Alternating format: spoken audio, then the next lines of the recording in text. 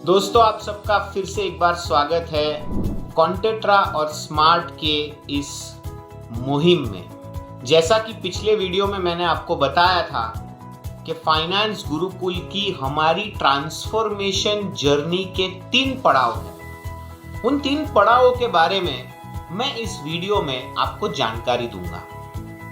देखिए, कोई भी कंपनी के ट्रांसफॉर्मेशन की शुरुआत वहां से होती है जहां पर कंपनी प्रॉफिट करना शुरू करती है।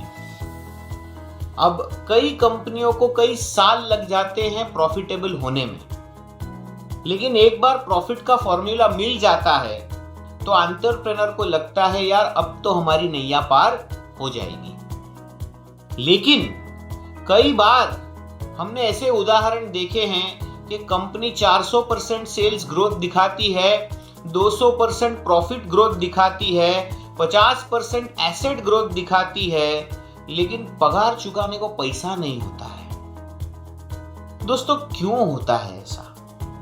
कभी आप मंथन करें, कभी चिंतन करें, कभी मनन करें तो आपके जहन में ये बात जरूर आएगी कि प्रॉफिट कभी भी कैश फ्लो के समान नहीं होता है। Profit is not always equal to cash flow. और एंटरप्रेन्योर की नैतिक जिम्मेवारियों में सबसे पहली जिम्मेवारी होती है प्रॉफिट कमाना, और साथ ही साथ में उसकी समान जिम्मेवारी होती है कैश फ्लो बनाना। यदि एक एंटरप्रेन्योर प्रॉफिट कमाने में सक्सेसफुल रहता है लेकिन कैश फ्लो जनरेट नहीं कर पाता है तो उसे एक सक्सेसफुल एंटरप्रेन्योर नहीं माना जाता है। तो दोस्तों, पहले पड़ाव में हम तय करेंगे जर्नी प्रॉफिट से कैश फ्लो की। आपकी कंपनी प्रॉफिट तो कर ही रही है, अगर प्रॉफिट नहीं करती तो आप यहां तक पहुंच ही नहीं पाते। अच्छी बात है। अगर कभी कभार प्रॉफिट में डिप भी आ जाता है तो कभी ट्रेंड बनता है, कभी साइक्लिकल फ्लक्चुएशन होते हैं, कभी सीजनल वेरिएशंस होते हैं, कभी इर्रेगुलर वेरिएशंस आ जाते हैं, लेकिन उतार चढ़ाव तो बिजनेस का भी नियम है। तो प्रॉफिट से कैश फ्लो की जर्नी कैसे तय करें? इस पहले पड़ाव में हमें 4 बातें समझनी होगी। कौन सी 4 बातें? इन 4 बातों के लिए आप मेरे साथ बने रहिए। मैं और डिटेल में जाऊंगा जब मैं पहले पड़ाव का डिटेल वीडियो आपको बताऊंगा। आगे चलते हैं दूसरे पड़ाव की ओर, जहां पर एक बार आपने प्रॉफिट से कैश फ्लो की यात्रा तय कर ली, उसके बाद हम आगे चलते हैं वैल्यू अनलॉकिंग की तरफ।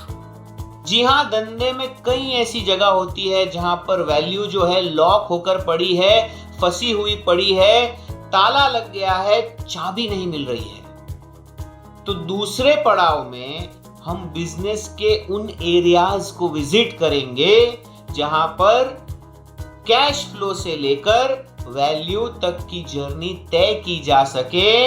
हमारे साथ जो चाबियों का गुच्छा लेकर हम चलेंगे वो हर उस तिजोरी में लगाएंगे जहां से वैल्यू को अनलॉक किया जा सके। फिर चाहे वो कस्टमर साइड हो, चाहे वो सप्लायर साइड हो, चाहे वो प्रोडक्शन साइड हो, चाहे वो प्राइसिंग की साइड हो, चाहे वो एम्प्लॉय की साइड हो, चाहे वो इन्वेंट्री की साइड हो, चाहे वो कलेक्शन की साइड हो, चाहे वो ज्योग्राफी की साइड हो, चाहे वो इंटरनेशनल बिजनेस की साइड हो, या चाहे वो बैंकिंग की साइड हो।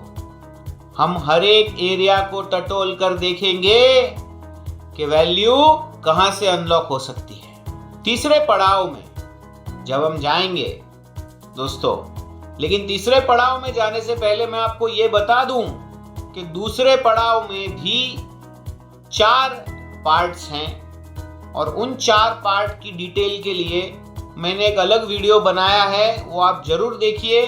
उसमें आपको दूसरे पड़ाव की चारों पार्ट की डिटेल में जानकारी दी गई है। जैसे ही आप कैश फ्लो से लेकर वैल्यू की यात्रा तय कर लेते हैं तो आप आ जाते हैं तीसरे और आखिरी पड़ाव में। जैसे महाभारत के युद्ध के बाद कई वर्षों तक राज करने के बाद पांडव जब परीक्षित को राजा बनाकर हिमालय की ओर चल पड़े थे तो उन्हें अपना राज्य, उन्हें अपने लोग पीछे छोड़कर आगे बढ़ना पड़ा था। ठीक उसी प्रकार तीसरे पड़ाव में आप अपनी टीम को पीछे छोड़कर अकेले या अपने पार्टनर्स के साथ आगे बढ़ेंगे, क्योंकि तीसरे पड़ाव में हम बात करेंगे आगे की यात्रा की, जिसमें जर्नी तय होगी वैल्यू से वैल्यूएशन तक की। तो वैल्यू से वैल्यूएशन तक की जर्नी जो है वो इंडिया के 85% एसएमई बिजनेस ओनर्स में से गिने चुने एंटरप्रेन्योर्स ही आज तक तय कर पाए हैं। ऐसे बहुत कम एंटरप्रेन्योर्स हैं जिन्होंने अपनी कंपनियों को स्टॉक एक्सचेंज पर लिस्ट कराकर उनकी वैल्यू का जबरदस्त अनलॉकिंग किया है और उन्होंने वैल्यूएशन के पड़ाव को भी पार कर लिया है। जी हाँ, ये वो एंटरप्रेन्योर हैं जिन्हें भारत सरकार द्वारा छापी हुई करेंसी की कोई आवश्यकता नहीं पड़ती है, क्योंकि ये अपनी करेंसी खुद छापते हैं। इन्होंने अपनी कंपनी के शेयर्स को ही अपनी करेंसी बना ली है और आज कस्टमरों की लॉयल्टी जीतने के लिए, एम्प्लॉइज के साथ कमिटमेंट रखने के लिए, सप्लायर से मशीनरी खरीदने तक के लिए वो अपने शेयर्स का इस्तेमाल करते हैं। तो ये जो अल्टीमेट वैल्यूएशन का लेवल है, वहां तक जो इतनी लाखों करोड़ों कंपनियों में से केवल 9000 कंपनियां वहां तक पहुंची है, वहां तक का सफर हम आपके साथ तय करेंगे फाइनेंस गुरुकुल के इन 3 पड़ाव द्वारा। जी हाँ दोस्तों, बाकी के 2 पड़ावों की तरह इस तीसरे पड़ाव में भी 4 भाग है। इन चारों भागों के लिए मेरे तीसरे पड़ाव के वीडियो को देखना बिल्कुल मत भूलिएगा।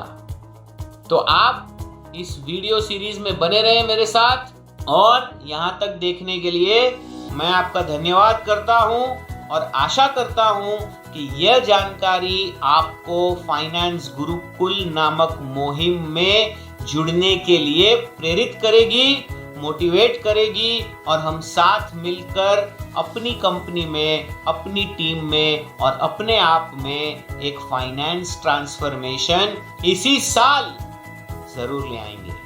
तो दोस्तों याद रखिए, हम हैं स्मार्ट कॉन्टेट्रा और मेरा नाम है सीए विशाल ठक्कर।